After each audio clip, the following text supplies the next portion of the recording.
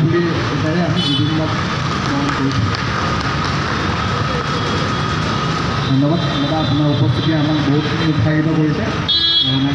আৰু দুআষাৰ মই আপোনাক সন্ত্ৰাসবাদৰ বিৰুদ্ধে ক'বৰ কাৰণে আহ্বান জনাইছোঁ। নমস্কাৰ।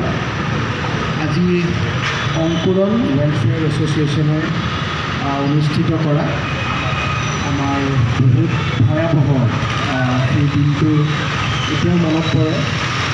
2008 আছিলে আৰু সঁচাকৈ এই ৰক্তদান শিবিৰ যোনটো কৰিছে বহুত প্ৰশংসনীয়। আৰু এনেকুৱা ধৰণৰ সামাজিক কামে আমাক এটা কথাই সদায় কৈ যায় বা এটা কথাই আমাক মনত পেলায় যে আমি সদায় মানুহ হিচাপে আমি এক হৈ থাকিব লাগিব। এনেকুৱা ধৰণৰ সন্ত্ৰাসবাদী কাৰ্যকলাপ যোনটো সেইদিনা অৱস্থা হৈছিল গোটেই অসমতে, মই এতিয়াও ভাবিও তাৰমানে আজি ইয়াত বহি পেলাই মই ফটোকেইখন দেখি পেলাই নিজেই মনত পৰিছে। কাৰণ মোৰ সেইদিনা কিন্তু অকণমানৰ কাৰণেহে হয়তো বাচিছিলোঁ। মোৰ বাক ইয়াতে বাইদেউ ছেক্ৰেটেৰিয়েটত চাকৰি কৰিছিলে, মই ড্ৰপ কৰি পেলাই কিবা হ'ল মই ব্ৰিজৰ তলেদি নাহিলোঁ, মই বেলতলত থাকোঁ। মই সেই আগৰ টাৰ্ণটো দি পেলাই এনেকৈ 6 মাইল হৈ পেলাই গুচি গ'লোঁ কাৰণে হয়তো মই বাচিলোঁ চাগে। সেই সময়টোতে আছিলে কাৰণ অফিচ টাইম 11টা 11:30। আৰু এটা কথা, জুবিনদাৰ ফটোখন আছে, এইকেইদিনটো সদায় মনত পৰিয়েই আছে। প্ৰত্যেকটা গান শুনিলেও চিংকৈ মনত পৰে, পাহৰিব কেতিয়াবা ভাবোঁ যে দুখ নকৰোঁ, কিন্তু হ'লেও আহি থাকে।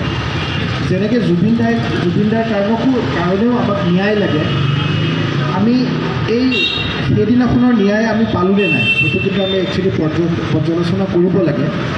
বা যোন তেতিয়াই এইবিলাক কাম কৰিছিলে বা এনেকুৱা এটা নৰসাধক কাম কৰিছিলে, তেখেতসকলক পৰ্যাপ্ত শাস্তি দিয়া হ'লনে নাই, আমি কিন্তু সেইখিনিও এবাৰ জুকিয়াই চাব লাগে।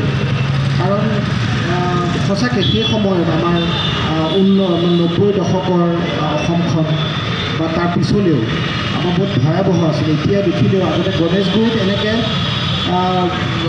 থিয় হৈ পেলাই মিটিং বা কিবা কৰাটো আমাৰ ছেফ নাছিলে, আমাৰ ঘৰৰ পৰাই কৈ পঠায় যে গণেশগুৰি ব্ৰিজৰ তলত নাথাকিবি। কাৰণ বহুতবাৰ এনেকুৱা হৈছে, মোৰ মনত আছে, মই সৰু আছিলোঁ, বাইক চলাই পেলাই এনেকৈ বমটো এনেকৈ পেলাই গুচি যায়। হয়তো চব কমতে মানুহ নমৰিব পাৰে, কিন্তু বম ফুটে। আৰু সেইকাৰণে তেতিয়াৰ হয়তো চিফ মিনিষ্টাৰ আমি দেখিছোঁ ব্ৰিজখনৰ সেইফালে জালনা লগোৱা হৈ আছে।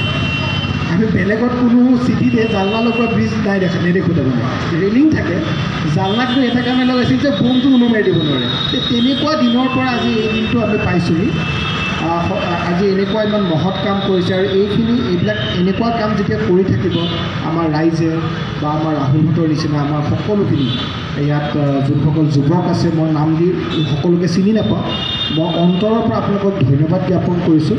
আৰু এনেকুৱা মানে কাৰ্যই এটা বাৰ্তা সদায় দিয়ে যে যেনেকুৱাই নহওক, অসমখন যদি কোনোবাই মানে আনৰেষ্ট কৰিব বিচাৰে, শান্তি ভংগ কৰিব বিচাৰে, আমি কিন্তু যুৱকসকল উঠি আহিম আৰু যাতে শান্তি সদায় থাকে তাৰ কাৰণে সদায় কাম কৰি যাম। ধন্যবাদ।